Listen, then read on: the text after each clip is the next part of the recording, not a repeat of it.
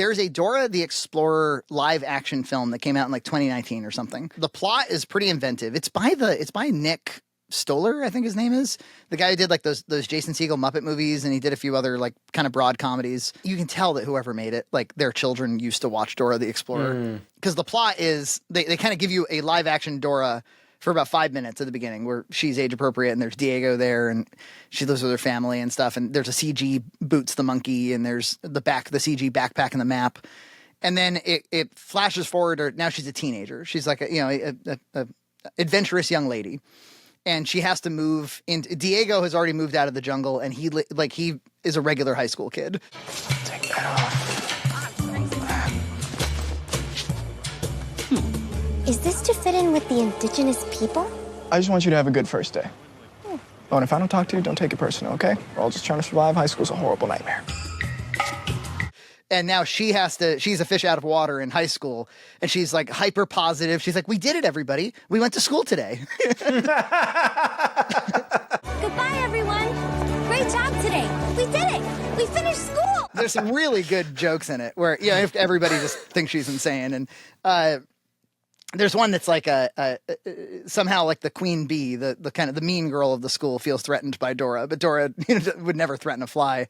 She corners her in a bathroom, and she's like, "You just watch out. There's nothing more dangerous than a wounded animal." And Dora goes, "There's lots of things more dangerous than wounded animals. A healthy animal, for one thing." If you're going to take a shot at the queen, you better not miss. There's nothing more dangerous than a wounded animal. A lot of things are more dangerous than a wounded animal. A healthy one for a start. Stop. Just stop. And there's they end up having a jungle adventure, and there's a scene where that mean girl is with them. She has to take a poo, and so Dora's like, oh, like every time I need to do something, I sing a song, like like found the map, found the map, found the map, and she's like digging a poo hole, poo hole, poo hole. It's time to dig the poo hole. Dig, dig, dig. Just grab a shovel, it's a piece of cake. Make sure the hole is deep and there isn't a snake. I'm telling you this so you will be wiser. And don't forget, it's a natural fertilizer. It's definitely like subversive of Dora, but you know what, man, it works. It's funny. Gloria thinks it's hysterical, and it still kind of hits most of the kind of the young lady who plays Dora is also really funny and really good. I don't know. I think it reminds me a bit of. Do you remember in the 90s they did like Leave It to Beaver? They did Brady Bunch. They kind of made parody versions of older sitcoms. You know. Yeah. There was like 2 Brady Bunch movies, weren't there? Yeah. So it's kind of down that road a little bit, but I think it's more of a tribute because Dora's been around now for what, since like the early 2000s, maybe even the late 90s. Yeah. Like she's been around. Yeah, when my nieces and nephews were kids, they were watching it, and that was like that time. Yeah. Yep. Yeah. So anyway, that movie made her want to like engage in like jungle adventures. She's like, can we go on a hike? And we're already into Cub Scouts and stuff, and which has just been a massive success. We go to she brings her backpack, and she's like real utilitarian. Backpack. Yeah, I got my owl. She's got an owl backpack. She's real into it. And so she wanted to I brought her to a park, and we did she really wants me to do a lot, like to feed imaginary play. She wants me to come up with stories and catapult her into, because I'm always like, I try to be cooperative with her. I'm like, now what should we do next? And she's like, I don't know. You tell me, Dad. But she just wants me to feed it to her. And so I always tell her stories at nighttime, but now she's demanding much more of me. Now it's tell me like a stream of consciousness story about myself going on an adventure, and dude, like just where I go with it sometimes. I wish you could see it. I've got like a narrative device down now where at the end of every adventure she recovers like a relic, like Cupid's arrow or Santa Claus's hat or like the time gem. And so the story always ends with like, and Gloria put Santa Claus's hat up on her wall and she went to bed. It always ends with like, fucking job well done. So the Batcave gets filled with Robin's skull and stuff. With Robin's skull and big penny or whatever it is. And yeah, it's that sort of thing. You got it. So anyway,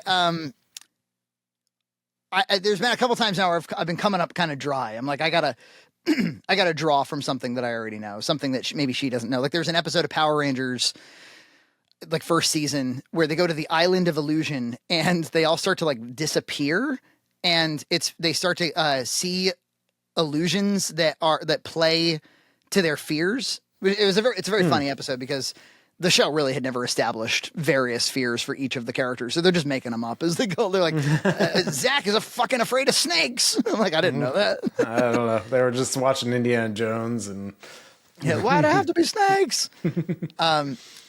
So I started doing that. Like, she wants me to incorporate her cousins into the stories too. Oh, wow. And I'm like, all right, so Jude is really afraid that he'll never get to eat a marshmallow again. And I'm just whatever I have to come up with. So I started to draw from stuff. And one of them was Ghostwriter. Do you remember Ghostwriter? I never watched it. I knew of it. It was like a thing that was on. Like, was it PBS or something? Yeah, it was PBS. And it was when we were kids. And so the plot was, I think the fundamental concept, because it was educational television, was supposed to be it encouraged reading and writing and like fact building and that sort of thing. And so the premise is that there's like a group of kids, around the New York area, multicultural group of kids, kind of like a Captain Planet sort of situation. Mm-hmm. And one by one, they all start to see this ghost that reveals himself to them. And it is a him, which is a point of contention for Gloria. She's like, can ours be a girl? And so the thing cannot hear you and it can't see you. But if it has access to letters, it can manipulate any letter. So if you kind of present it the whole alphabet, it could construct any message to you that it needs to. And like Jamal, one of the main characters, he's got like a what looks to be like maybe a terminal computer, just like a word processor. And so that's the easiest one, where the ghost can just type on the computer. Excuse me. Like this is AOL Instant Messenger. He puts some lyrics in his away message. So that every episode, there's some normally it's like a 2 or 3, 4-part episodes. They present some mystery.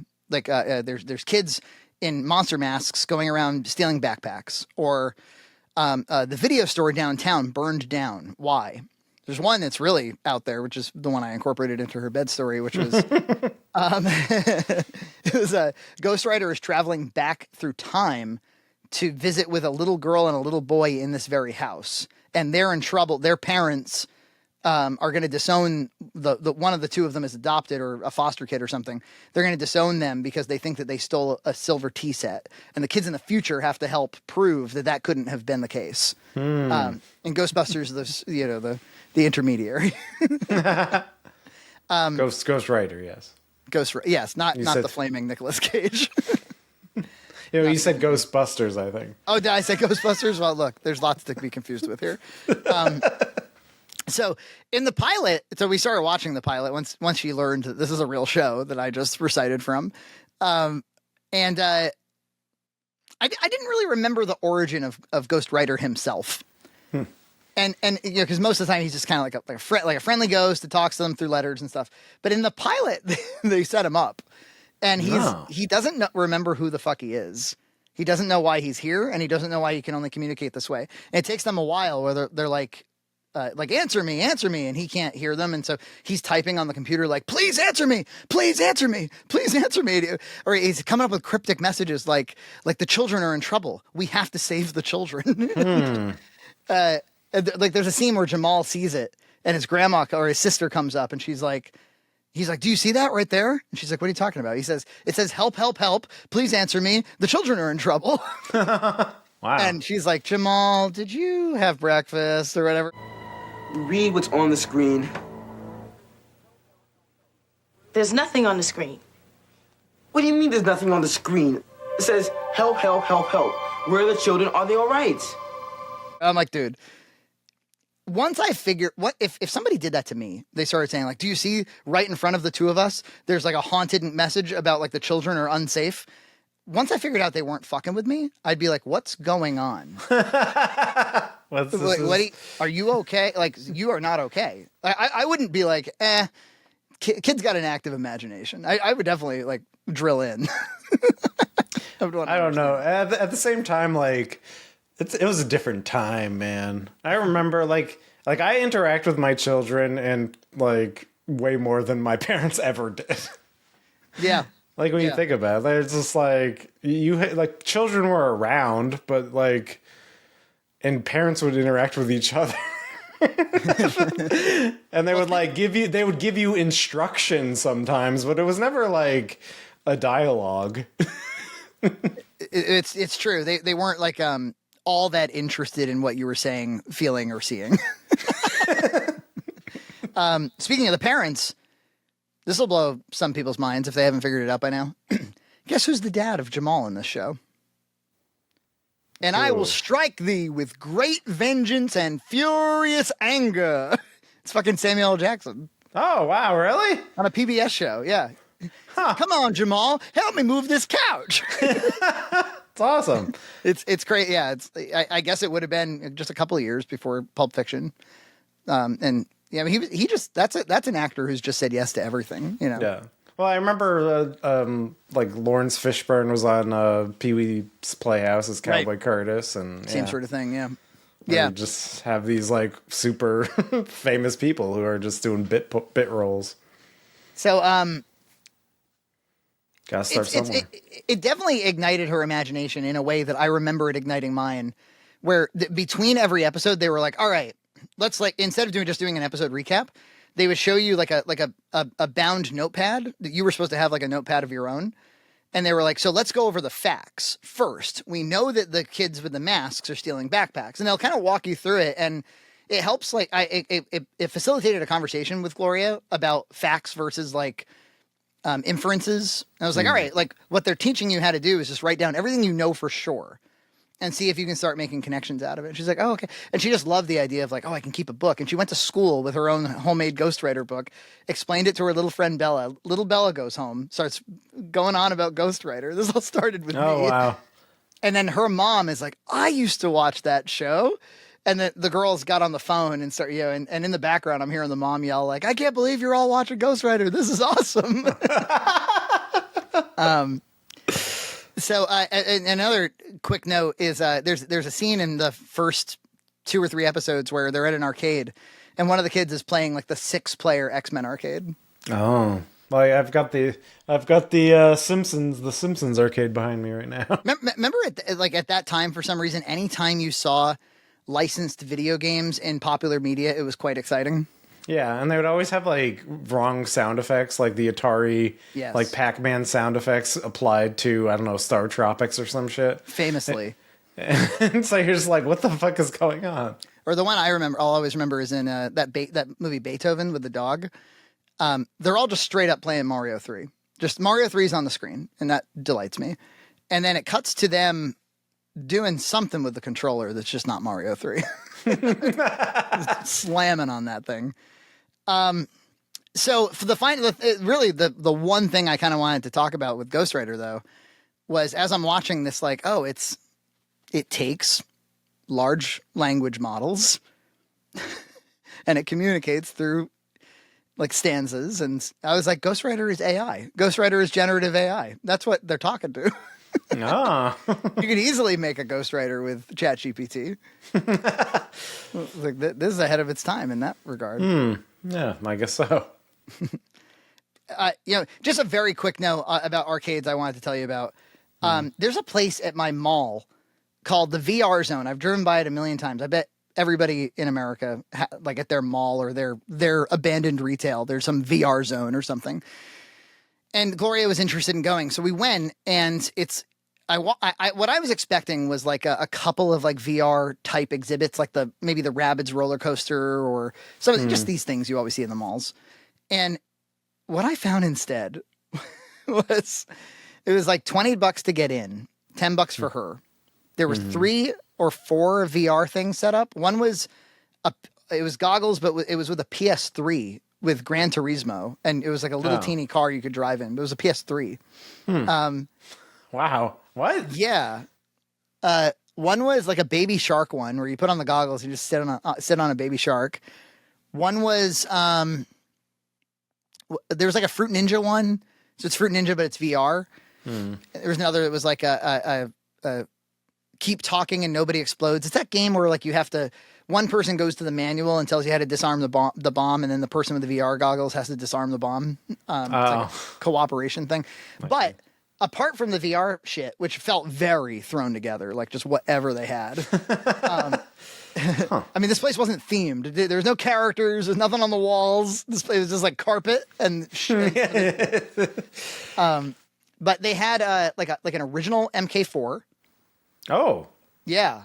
Do I have your attention? Now I'm perking up. They had quite a few. They had like the Fast and Furious driving cabs. You expect to see some of those.